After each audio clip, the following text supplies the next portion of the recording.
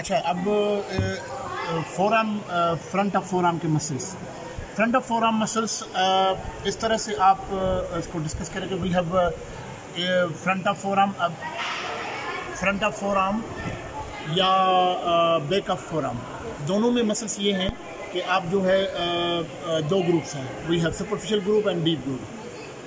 Superficial group actually front of forearm में superficial group जो है वो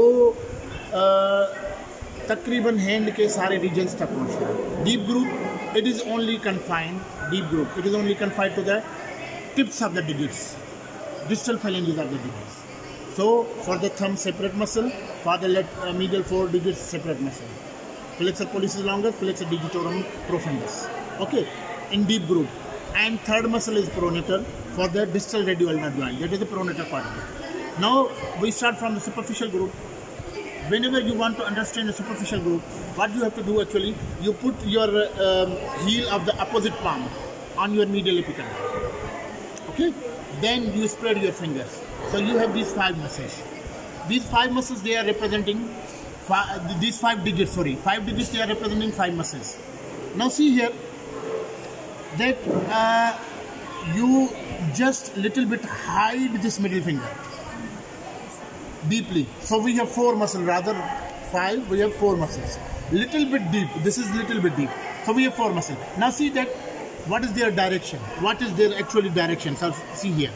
Now what happens that you see your thumb, it is not straightly going distally. It is going towards the lateral side. Towards the lateral side means that it is these all muscles, the superficial group, they are arising from the medial epicondyle of the humerus. Yes. They are arising from the medial epicondyle. It is called as common flexor origin. Means you can say that they are actually crossing the elbow joint. Okay. In front. Now see the direction of the first muscle, which is most lateral muscle. It is going laterally. So from the medial epicondyle, it is going laterally towards what? Towards your lateral bone of the forearm. That is the radius. Yes. Okay. Now, when you put all these 4 muscles here, you see when we leave this middle finger, we have 4 muscles. We have 4 muscles means that most lateral, most medial. Most lateral is going towards the radius. It is not going distally. So it is just only going to radius. Whenever it contracts, its section is, it does this. Pronator. So it is a pronator. Now it is a pronator, but now how we can specify the name? You just see it is rounded. Yeah, pronator teres. Rounded means teres. So it is a pronator teres. Okay. Most medial muscle. Now leaving the pronator, you have leaving middle finger. We have already 3 muscles. Yes. 1 is middle. In middle and 2 are medial and lateral. 2 are medial and lateral. They are actually going distally and crossing only the wrist joint. If they are crossing the wrist joint, they are in the flexor compartment. Crossing the wrist. Wrist means carpus. So you just say carpi. Flexor carpi. 1 is on the lateral side, radial side. It is radialis. 1 is on the medial side. It is ulnar. The central muscle. Now 3. We have left middle finger, leave it.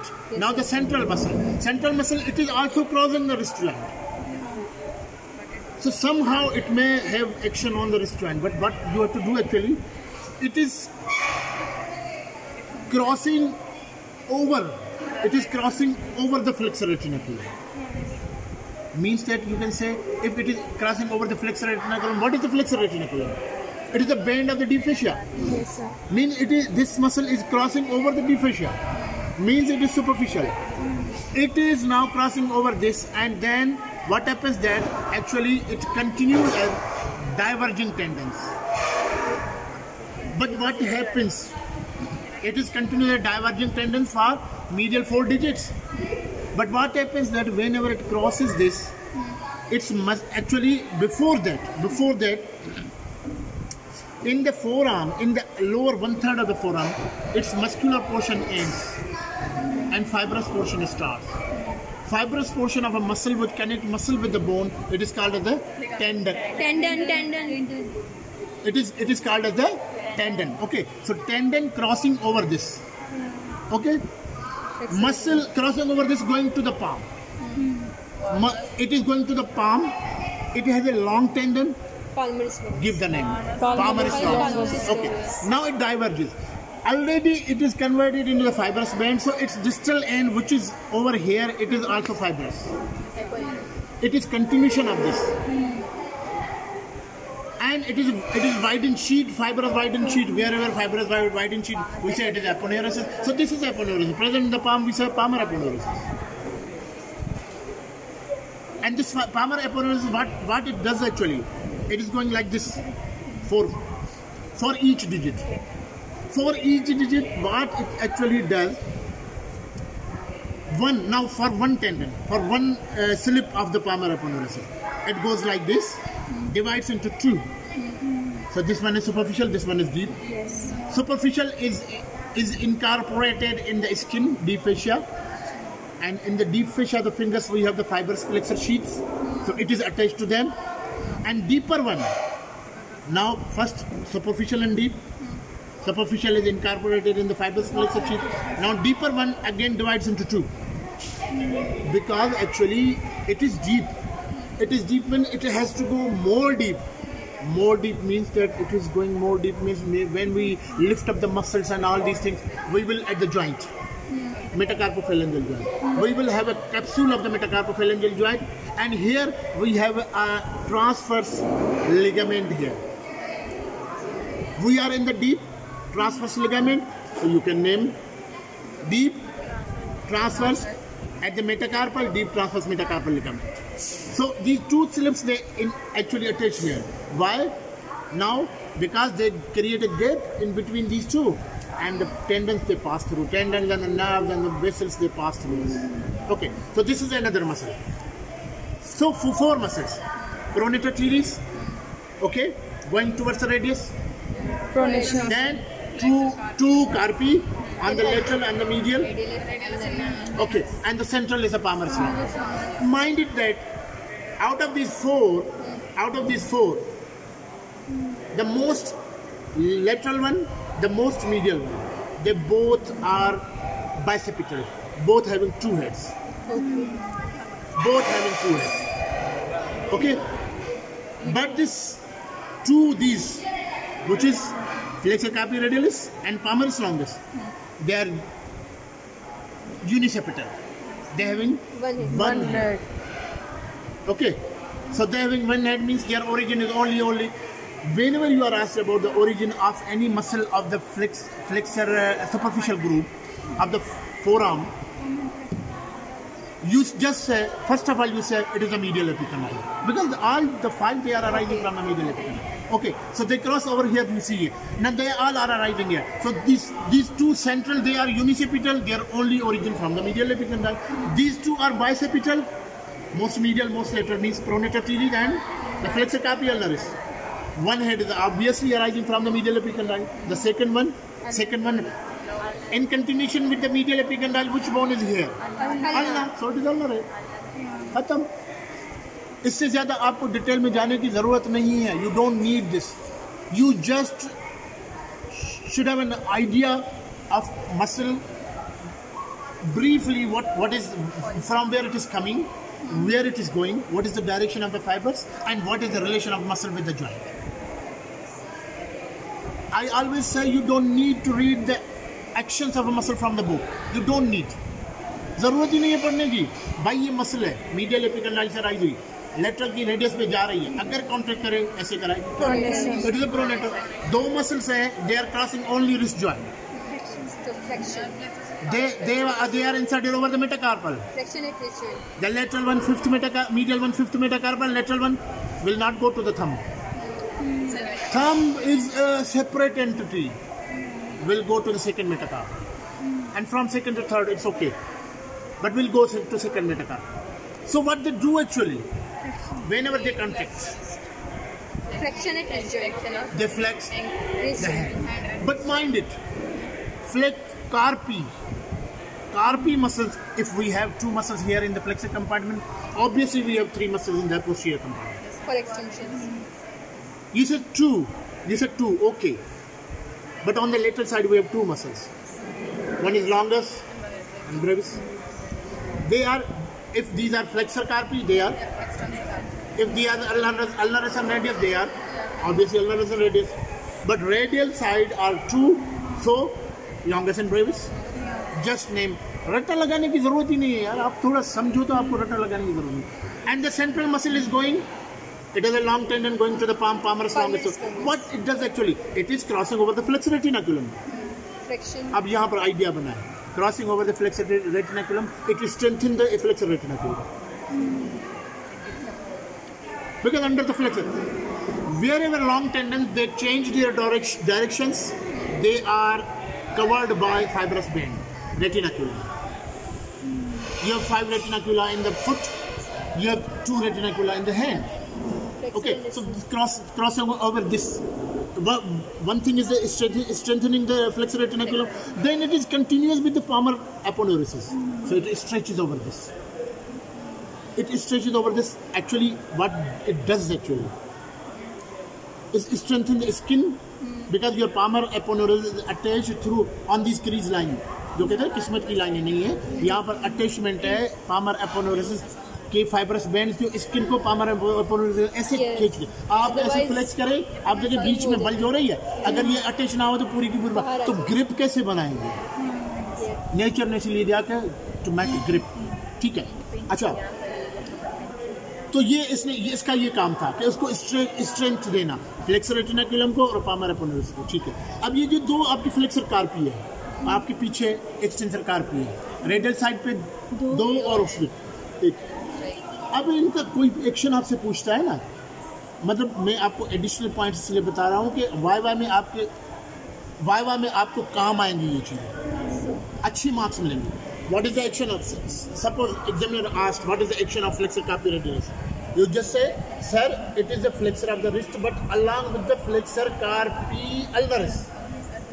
Don't say only the flexor of the wrist. Along with the flexor carpi ulnaris, it is the flexor of wrist.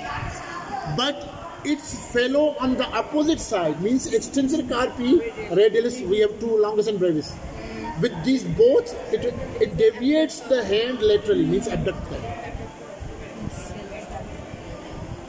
What is the action of flexor carpi ulnaris? Along with the flexor carpi radialis, it is the flexor of the wrist.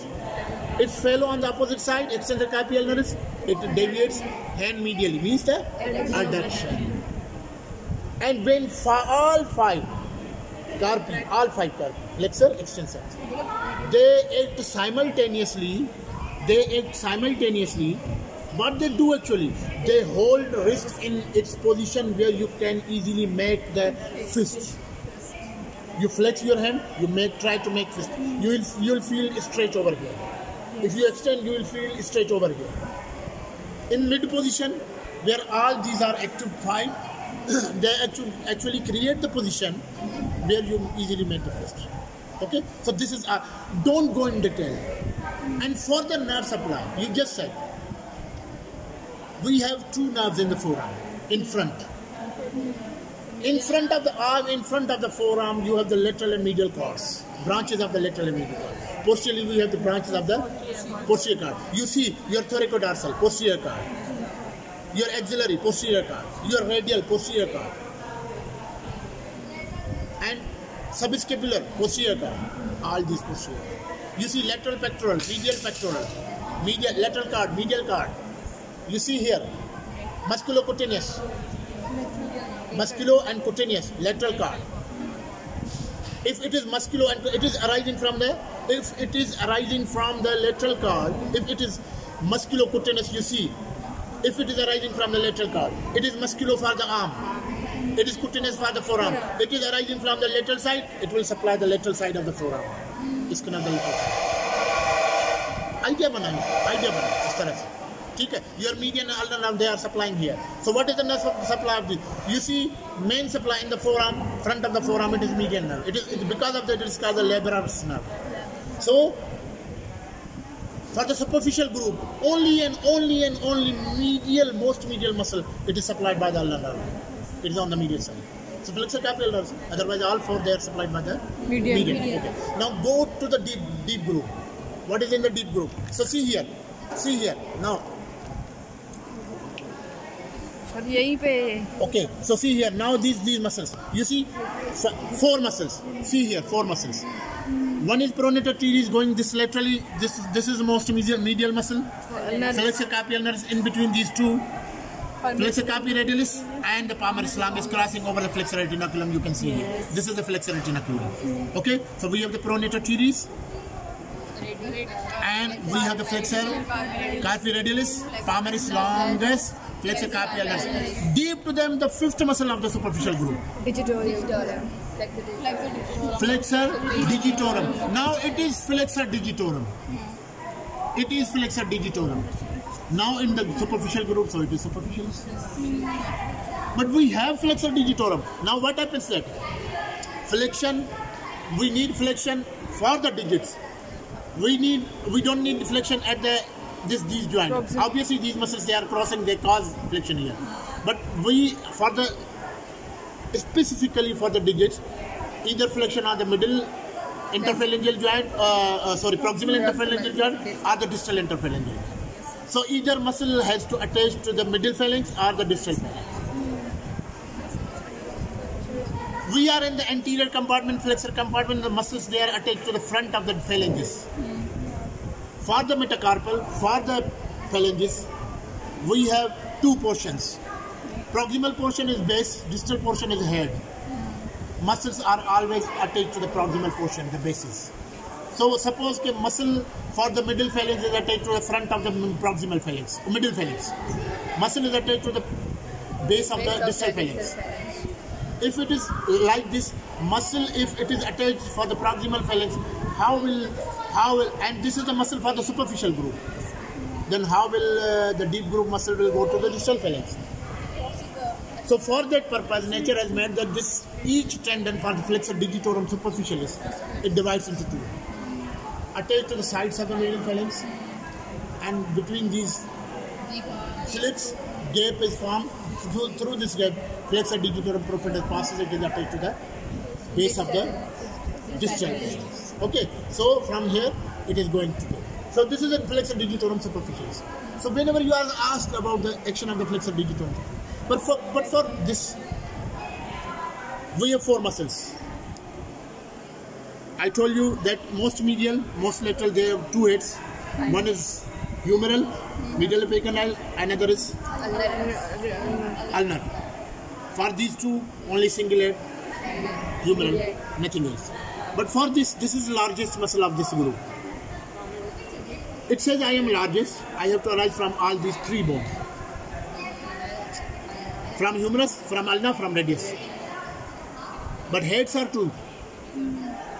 Heads are two. So first of all, it has to arise. Basic origin is the medial epicondyle. So this head continues towards the bone which is close to the medial epicondyle. Ulna. So the head is called as humero-ulnar head. And another head arises from the lateral side bone, that is the radius.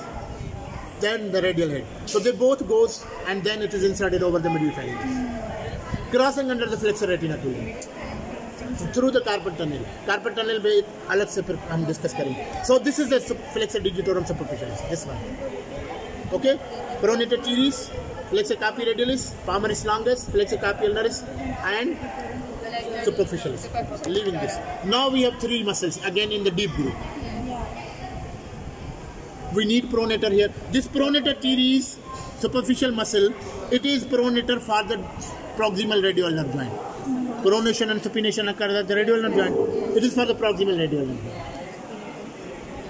But for the distal radioulnar joint, we have a pronator in the deep group. It is quadrangular, so we say pronator quadratus.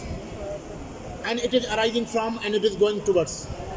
You just see pronation means so it has to arise, its base should be on the medial side. It is arising from the ulna. Yes, it is inserted over the radius. Now it has. Then leaving this, we have two muscles. They are for the digits. For the digits means that we have medial 4 and the one is the thumb. So we have the digitorum, we have the pollicis. Digitorum group in deep, digitorum profundus. Tendons 4, they are attached to the distal phalanx, passing between two slits of this. And flexor pollicis, again the base of the proximal phalanx of the distal phalanx, base of the distal phalanx of the thumb. They all are the flexors of the distal phalanges. Whenever you are asked about the actions, the muscles which are crossing multiple actions, you just say these muscles, they have primary action of the on the last joint they are crossing. So profundus action is on the this primary. Then secondary action is the flexion of the proximal interphalangeal joint, metacarpophalangeal joint, wrist, all this. But the primary action is the distal interphalangeal. So these are the three muscles. So you see here, this is two muscles we have here. Lateral side, medial side. Lateral side obviously going to, this is the pollicis longus and this is a flexor digitorum profundus. And then deep to them, it is not shown here, but deep to them, we have the quadratus deep to these superficial tendons. Quadratus. Again the nerve supply. So you see, if in the superficial group where we have five muscles, only one muscle medial side is supplied by the ulnar nerve. Then deep group we have three muscles, rather two, because one is going distally and it is transversely lying. Two muscles.